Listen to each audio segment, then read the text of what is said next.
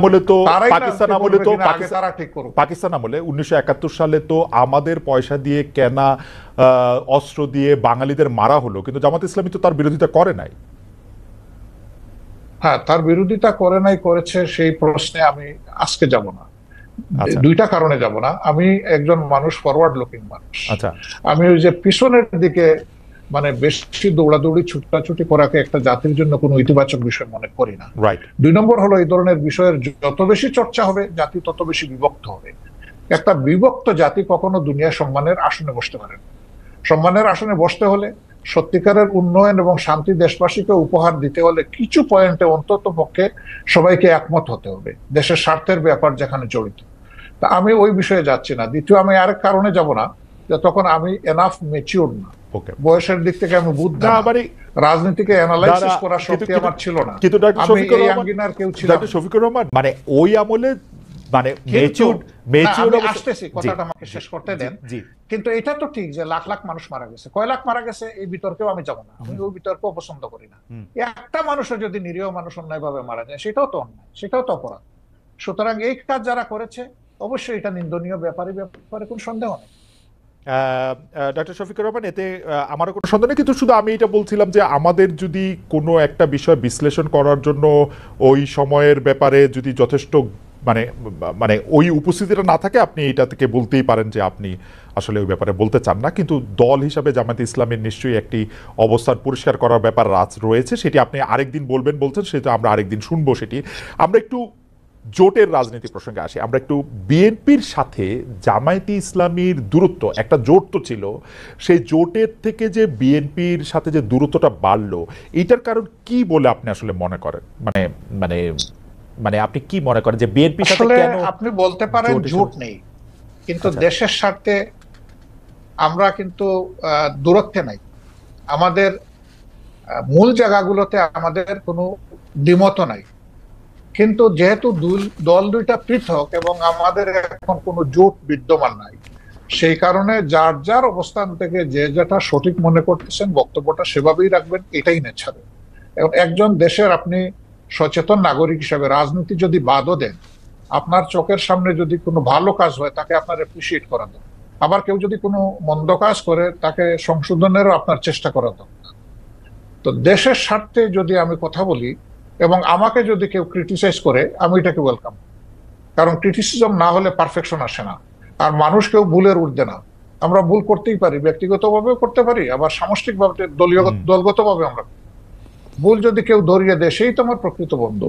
আর যারা সমালোচনা করে তাদেরকে আমি বন্ধু হিসাবে নিই, কিন্তু আমার ভুল দেখেও যারা নীরব থাকে আমি তাদেরকে বন্ধু মনে করি। ওকে। ডক্টর শফিকুর রহমান, আমরা কিন্তু দেখতে পাচ্ছি যে এই সরকারের মেয়াদ বা নির্বাচন প্রশ্নে আপনি মনে করছেন বা আপনার দল মনে করছেন যে এই সরকারকে একটু যৌক্তিক সময় দেওয়া প্রয়োজন। বিএনপি মনে করছেন যে ইলেকশনের ঘোষণা বা ইলেকশনের একটা রোডম্যাপ যে সরকার ঘোষণা করছে না, সেটি একটি ঠিক কাজ নয়। তো এই ক্ষেত্রে কি আপনাদের মধ্যে বিএনপির সাথে কোনো আলাপ আলোচনা হচ্ছে? আপনারা কি একটি জায়গায় আসতে পারবেন, নাকি আপনাদের অবস্থান এরকমই থেকে যাবে? অর্থাৎ বিএনপি এই মুহূর্তেই নির্বাচন চায়, জামায়াত চায় সংস্কার করে নির্বাচন হোক। সম্ভবত এটা একসময় তাদের মানে স্ট্যান্ড ছিল, কিন্তু গত কালকে বা পরশুদিন তাদের যে মিটিংটা হলো, যেখানে তাদের দলের অ্যাক্টিং চেয়ার অ্যাড্রেস করেছেন জাতিকে, সেখানে তিনি কিন্তু একই কথা বলেছেন যে এই সরকারকে সাকসেসফুল হতে দিতে হবে এবং তাদেরকে যৌক্তিক সময় আমরা দেওয়ার পক্ষে।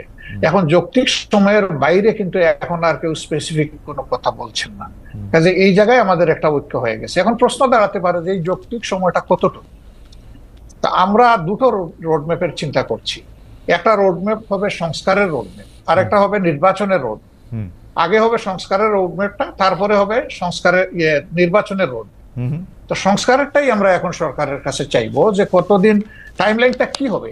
বিভিন্ন তারা তো সবকিছু সংস্কার করতে পারবেন না, বেসিক জিনিসগুলো সংস্কার করে যাতে একটা তারা neutral, fair and credible election জাতিকে তারা উপহার দিতে পারেন, সেটার জন্যই তাদেরকে আমরা সর্বাত্মক সহযোগিতা করতে চাই। এই সময়টা নাতি দীর্ঘ হওয়া উচিত, তারা এটা বুঝবেন কতটুকু, জাতীয় বুঝবে কতটুকু। ঠিক টাইমটা মাত্র 1.5 মাস যায়নি তো এখনো, এই 23 তারিখ 1.5 মাস হবে। আমরা একটু অবজার্ভ করছি, একটু সময় নিচ্ছি। ওকে, নির্বাচন সংস্কারের প্রসঙ্গটা আমরা একটু পরে আসি, বা আপনি যখন বলবেন তখন বলতেই পারেন। সংবিধান সংস্কারের প্রসঙ্গে আমি আপনার কাছে জানতে চাইতে পারি যে আপনাদের গঠনতন্ত্র পড়ে আমি যতটুকু বুঝেছি, বা আপনাদের কথা শুনে আমি যতটুকু বুঝেছি, যে আপনারা আসলে কোরআন এবং রসুলের বাণী ছাড়া অন্য কোনোভাবে অন্য কোনো কিছুই আপনারা মানে আপনাদেরকে পড়লে আরেকটু পরিষ্কার হবে যে, আবারও বলি, কেবল আল্লাহ তাআলার বিধানকেই একমাত্র হিদায়াত হিসেবে মানিয়ে নেওয়া, আল্লাহ তাআলার দেওয়া শরীয়তের বিপরীতে যাবতীয় নিয়মনীত পন্থা পদ্ধতিকে প্রত্যাখ্যান করা। এখনকার যে গণতান্ত্রিক সিস্টেম, সংবিধানের সিস্টেম, সেটা তো অনেকটা ওয়েস্টার্ন ডেমোক্রেসি, বা যেটাকে আমরা বলি যে ওয়েস্টমিনিস্টার ডেমোক্রেসি, সেইটার আদলে অনেকখানি করা। তো সেইটা কি আপনাদের সাথে সাংঘর্ষিক না? আপনারা যদি এটা পরিবর্তন করেন আপনাদের মতের সাথে আর কি? না, মোটেই না। এটা যদি আপনি পরিবর্তন করেন, তাহলে কি আপনাদের মতো করে সংবিধান পরিবর্তন হবে না কি? না, আমি আগেই বলেছি যে প্রত্যেকটা দলের এক একটা আদর্শ থাকবে, এটা খুবই স্বাভাবিক। একটা পলিটিক্যাল আইডিওলজি তার থাকবে, সবার আছে। সংবিধানটা কেমন হবে? যে যারটা ভেন্টিলেট করবে। Democracy itself not a ism, এটা একটা প্রসেস। আপনি ইজমে যাবেন, মানুষের কাছে আপনার প্রোডাক্ট আপনি ফ্লোট করবেন, আপনার বক্তব্য আপনি তুলে ধরবেন, আপনার আদর্শ আপনি তুলে ধরবেন। বেশিরভাগ জনগণ যখন আপনার আদর্শকে সাপোর্ট করবে, তখন স্বাভাবিক কারণেই বুঝতে হবে যে এই দেশের মানুষ এটাই চাচ্ছে, যে আদর্শ এটাই চান। ওকে, আমার আদর্শ যতদিন পর্যন্ত বেশিরভাগ মানুষ সাপোর্ট করবে না, আমাকে ধৈর্য ধরেই সেই পথে থাকতে হবে। ইসলামের ডেমোক্রেসির জায়গাটা কেমন? মানে ইসলাম কি, আপনি মদিনার কথা বলছিলেন, আমাদের রসুল সাল্লাল্লাহু আলাইহি ওয়াসাল্লাম বা তার পরে যেসব খলিফা, অন্তত 4জন 5জন যেভাবে নির্বাচিত হয়েছিলেন বা যেভাবে ইয়েতে বসছিলেন, সেটি কি গণতান্ত্রিক উপায়ে নির্বাচিত হয়েছিলেন তারা?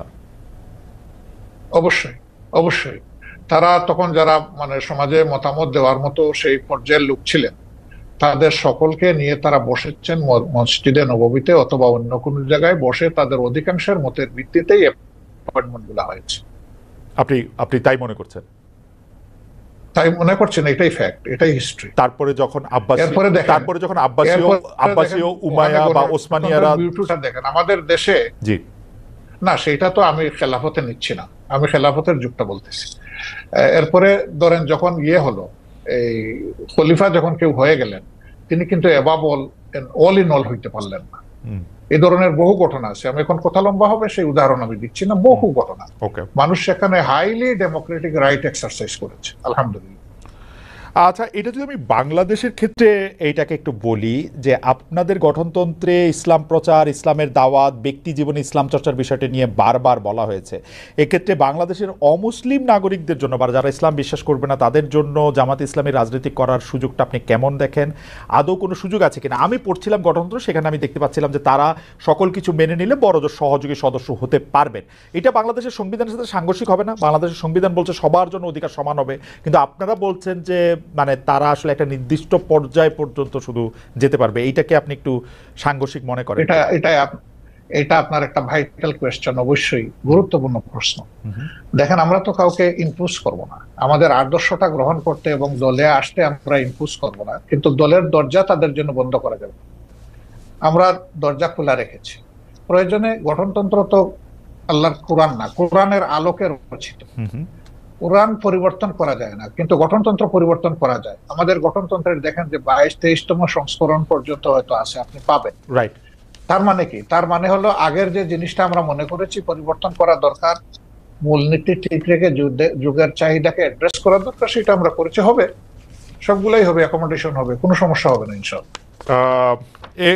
এই প্রসঙ্গের প্রশ্নটা করে ফেলি যে আমরা আপনাদের গঠনতন্ত্রে যেরকম পড়তে পারছি যে 33 ভাগ 2020 সালের মধ্যে নারী সদস্য সম্পৃক্ত হওয়ার কথা, সেটা হয়েছে কিনা? নারী নেতৃত্বের দিক বিবেচনা করলে নারীরা জামায়াতের কোন পদ পর্যন্ত যেতে পারবেন? এটি 1 নম্বর প্রশ্ন। 2 নম্বর প্রশ্ন হচ্ছে, জামাতের গঠনতন্ত্রে একটা বড় পরিবর্তন এসেছিল কিন্তু আসলে নির্বাচন কমিশনের নির্দেশে। আপনারা তখন এটা খুব খুশি মনে পরিবর্তন করেছেন, সেটা না, কিন্তু এটা করেছেন। এই প্রসঙ্গে আপনি একটু কি বলবেন? দুটি প্রশ্ন। আসলে আমরা যেটাই করি আমরা ডেমোক্রেটিক ওয়েতে করি, আলাপ আলোচনা করেই করেছি, আমরা একমত হয়ে করেছি।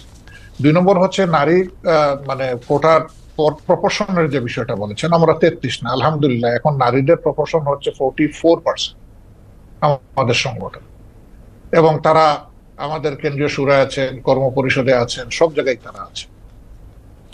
আচ্ছা, একটি গ্রহণযোগ্য নির্বাচন অন্তর্বর্তী সরকারে করতে হবে। একটি জনপ্রিয় প্রশ্ন এরকম যে আপনারা আওয়ামী লীগকে নির্বাচনে অংশ নিতে দেওয়ার পক্ষে নাকি বিপক্ষে?